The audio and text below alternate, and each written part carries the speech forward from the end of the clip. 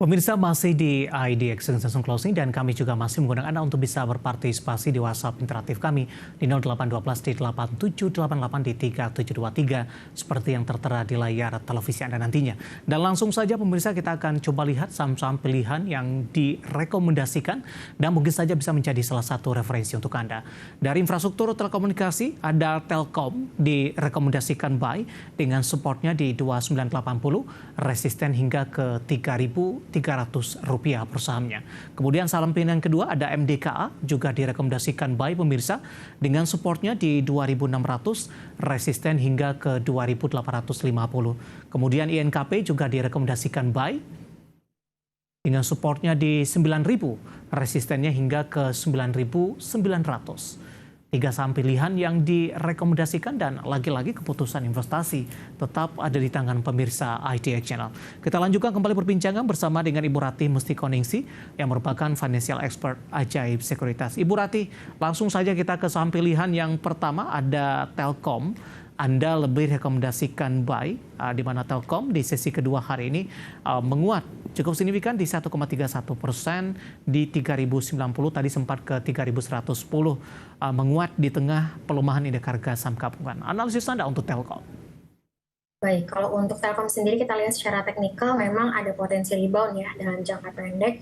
Di sini untuk Telkom sendiri ada potensi tadi ke area resisten yang terdekat di 3.300, kemudian area support yang mungkin bisa dipertimbangkan di 2.980. Untuk Telkom ini ya kita lihat dari MACD by Silvergate juga dalam momentum yang sudah keakumulasi ya jatuhnya. Kemudian kita lihat untuk sentimennya sendiri Telkom ini kan kemarin ya dari hasil RUPS-nya itu akan bagian dividennya untuk tahun 2023 itu dengan dividen payout ratio sekitar 72%, yang dimana kalau kita lihat untuk dividen per share-nya itu sekitar 178 per lembar saham nih untuk dividen per lembar sahamnya. Dan kalau untuk di closing hari kemarin ya di closing 3050 untuk yieldnya sendiri itu sekitar 5,8%.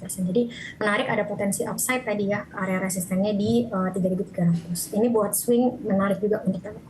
Baik, kalau kita memanfaatkan momentum pembagian dividennya Ibu, strateginya seperti apa?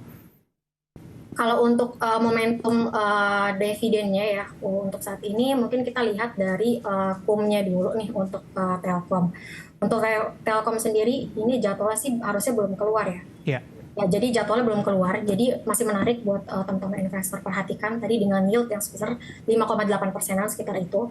Jadi menarik buat dipertimbangkan ya untuk akumulasi, dan harganya juga udah di bawah di support nih. Yeah. Jadi valuasi juga udah murah kalau kita lihat untuk Telkom, dan asingnya juga udah net sell nggak terlalu besar seperti Big Banks. Baik, bagi yang nyangkut di level atas Ibu Ratih di 4.000-an, di 39 ataupun di 38, strategi paling tidak meminimalkan kerugian yang terjadi. Averaging down direkomendasikan tidak? Baik, untuk Telkom sendiri ya menarik untuk averaging down ya. Di level-level supportnya di 3.000 ya, di area 2.900 saya rasa itu menarik buat teman-teman investor untuk average down. Di level sekarang juga bisa. Jadi average down untuk dollar cost averaging aja dicicil.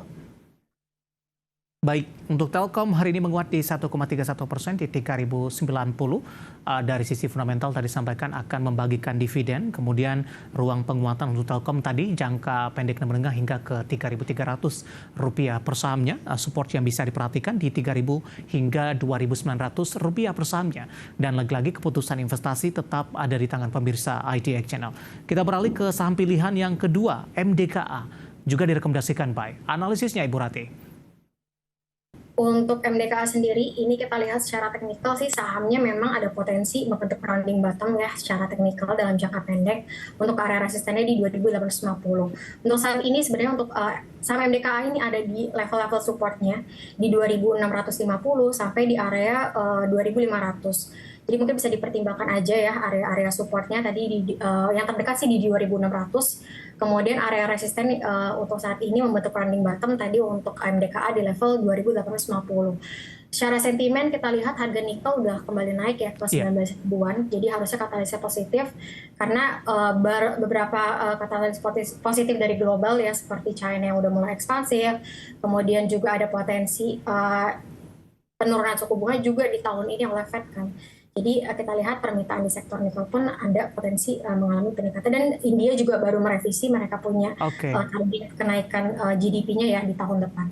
Baik, ditutup di 2650 hari ini, Ibu Ratih. Peluang untuk ke 2800-an, resisten berapa yang harus ditembus oleh MDKA terlebih dahulu? Untuk peluang ke 2.800-an ya, kalau kita lihat memang untuk itu kan jangka yang swing ya buat teman-teman yang mau swing atau jangka menengah ya. Tapi kita lihat di sini untuk yang jangka pendek ya mungkin bisa dipertimbangkan area resistennya di 2.720. Itu yang terdekat sih dari MDKA. Jadi Baik. kalau untuk break di level 2720 ada potensi ke 2.850. Oke, kita beralih ke saham pilihan yang terakhir pemirsa, INKP, masih dari barang baku, juga direkomendasikan buy. Analisisnya Ibu Ratih? Untuk INKP secara teknikal kita lihat sih dalam jangka panjang ya, kita melihat secara major trennya itu uptrend di atas MA5, 20, di atas MA100 juga. Jadi memang tertahan untuk INKP itu ya di area MA100-nya di area psikologisnya 9.000. Jadi makanya itu jadi support kita untuk INKP di area 9.000. Saya rasa jika masih bisa bergerak di atas 9.000 ini secara major trend ini masih uptrend. Kemudian untuk area resistennya di 9.900. Jadi range-nya memang cukup jauh karena kalau kita lihat untuk INKP ini memang saat ini ada di area di tengah gitu ya. Jadi mungkin bisa dipertimbangkan tadi bisa spekulasi buy dari INKP, pertimbangkan area resistennya di 9.900, kemudian area supportnya di area MA100-nya di 9.000 di area psikologisnya itu untuk INKP. Secara katalis sih sama ya, harusnya kalau kita lihat tadi pertumbuhan ekonomi global yang membaik harusnya jadi katalis positif terutama di sektor pulp and paper. Dan harga craft paper juga dalam 1 bulan terakhir ini mengalami peningkatan. Baik, secara teknikal tadi sempat ke 9750. Tampaknya profit taking juga melanda dari INKP hingga penutupan 9425. Tadi level terendah sempat ke 9350. Ketika tadi Anda katakan dari sisi supportnya masih di atas 9000, tapi di level penutupan hari ini tetap direkomendasikan masuk tidak, Ibu Ratih? Untuk di level saat ini ya, sebenarnya ada 2 option. Ya. Bisa spekulasi buy di level sekarang 9.400 ya, karena kita melihat di sini sih harusnya ada potensi tadi ke level resisten terdekatnya 9.850. Karena kalau kita lihat ini masih tertahan di atas MA20-nya ya untuk INKP. Jadi ada potensi walaupun sekarang ada di pergerakannya itu di tengah ya kalau kita lihat secara range-nya. Tapi masih tertahan di atas MA20, jadi ada potensi tadi untuk menuju ke level resistennya dibandingkan dengan ke supportnya. Jadi untuk menuju level resisten probability-nya lebih besar dibandingkan ke level supportnya. Untuk resistennya tadi bisa dipertimbangkan 9.850. Baik, penutupan hari ini di 9425 melemah di 0,26%. 3 saham pilihan yang direkomendasikan tadi ada Telkom, MDKA, dan INKP. Dan lagi-lagi keputusan investasi tetap ada di tangan pemirsa IDX Channel. Ibu Ratih, pertanyaan di WhatsApp interaktif kami sudah cukup banyak yang masuk sampai sejauh ini. Untuk pertanyaan yang pertama saya akan coba bacakan. Datang dari Bapak HDD Jin, tidak menyebutkan lokasinya di mana.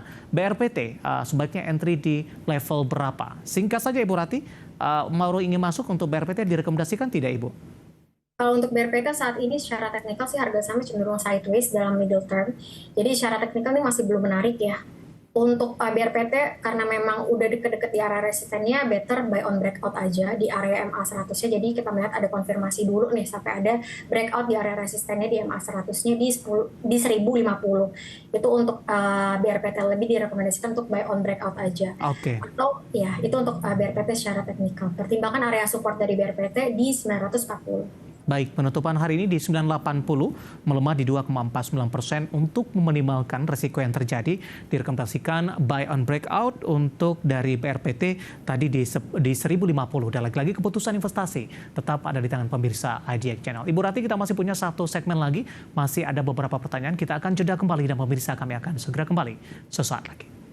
Kita sudah sampai di segmen terakhir. Ibu Ratih, kita akan lanjutkan kembali. Waktu kita cukup terbatas. Ibu Lestari dari Jakarta, terima kasih juga sudah bergabung menanyakan saham PANI, Ibu. Kalau mau entry di harga berapa, support dan resistennya? Penutupan hari ini 4890 menguat di 1,03%, namun dalam sebulan terakhir PANI lebih cenderung tertekan. Analisis Anda? Baik, jadi kalau kita lihat secara teknikal untuk PANI ini memang ada potensi rebound ya dari bearish jangka pendeknya. Jadi kalau misalnya mau akumulasi bisa spekulasi buy, pertimbangkan area support dari PANI ya di 4.700 dan untuk area resisten terdekat saat ini di 5.100. Itu untuk PANI. Jadi secara teknikal apakah menarik untuk akumulasi? Ya ada potensi rebound. Tadi tinggal dijaga aja level supportnya di area 4.700-an. Baik, selanjutnya Bapak Sugi dari Bekasi menanyakan saham BBRI. Ibu Rati tadi pun juga sempat kita ulas. Review singkat saja, baru ingin masuk, support kuat untuk BBRI. BBNI, BBRI, Ibu? oh BBRI. Ya. Untuk BBRI secara teknikal tadi kita udah bahas ya bahwa sahamnya cenderung bearish.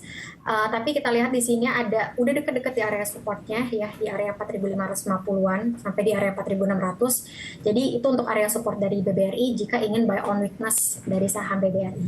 Kita melihat masih ada potensi ke level supportnya tadi yang kritikal di 4.550. Jadi bisa pertimbangkan tadi untuk buy on weakness di level tersebut. Itu untuk BBRI ya. Baik. Bisa dicicil beli di level tersebut. Oke, tidak menyebutkan nama dan lokasi. Ini baru saja masuk, Ibu Rati menanyakan saham Medco, Ibu.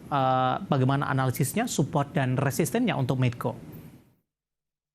Untuk Medco ini memang cukup tertekan ya, karena memang harga crude oilnya udah di bawah 80 US dollar per barrel. Jadi memang kalau kita lihat dari harga crude oilnya sejalan sama penurunan harga saham Medco. Jadi secara teknikal harga sahamnya untuk Medco saat ini memang tertahan di area supportnya. Jadi kalau misalnya udah punya bisa pertimbangkan tadi area support dari Medco di 1.250 untuk area support dari Medco.